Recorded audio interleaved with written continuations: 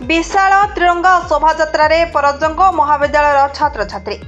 राज्य सरकार उच्चशिक्षा विभाग निर्देश क्रमे ढेंकानाल जिला परजंग महाविद्यालय पक्षर बुधवार दिन विशाल हर घर तिरंगा शोभायात्रा अनुष्ठित होईछि। महाविद्यालय परिसर में महाविद्यालय अध्यक्षा स्मिताराणी साहू स्वाधीनता दिवस को निशामुक्त करने लक्ष्य नहीं छात्र छात्री को शपथ पाठ करा जायथिबा बेले छात्र छात्री एथिप्रति दृढ़ संकल्प नहीं छात्र छात्री माने हाथ में ब्यानर और तिरंगा पताका धरी शोभायात्रा अभिमुखे बाहरी थिले।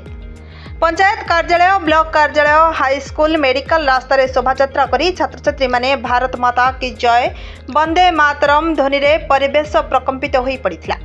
या संगकु तिरंगा पताका छाउनी रे परिवेश उत्सव मुखर होई पड़िथिला। मनरे देश प्रेम और निज देश पई जागरण सृष्टि करबा एही तिरंगा शोभायात्रार मुख्य उद्देश्य बोली अध्यक्षा श्रीमती साहू परिप्रकाश करथिले। हजार हजार संख्यार छात्र छात्री एही शोभायात्रा रे शामिल होइतबा बेले अध्यापक अध्यापिका कार्यक्रम को सहयोग करथिले।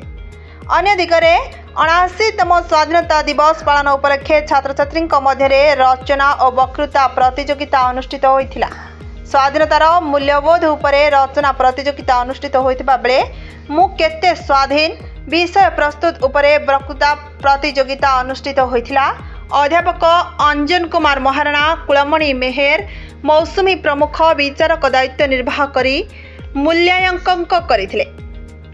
वरिष्ठ अध्यापक सचिदानंद प्रधान, प्रसन्न कुमार साहू, प्रणव प्रकाश बेहेरा, समीर मुकुट कुमार, कौशिक देहुरी, सस्मिता साहू, देवी कृपा दल बेहेरा, कर्मचारी दुर्गाचरण राउत, विनय कुमार दल बेहेरा, रुक्मणी राउत, अमूल्य साहू समेत अन्य समस्त अध्यापक अध्यापिका कर्मचारी उपस्थित रही तिरंगा शोभायात्रा को सफल करथिले।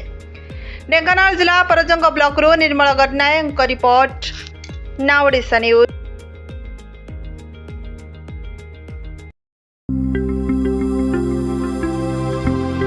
लेटेस्ट न्यूज अपडेट पाई www.nowodisha.com को लॉगिन करंतु।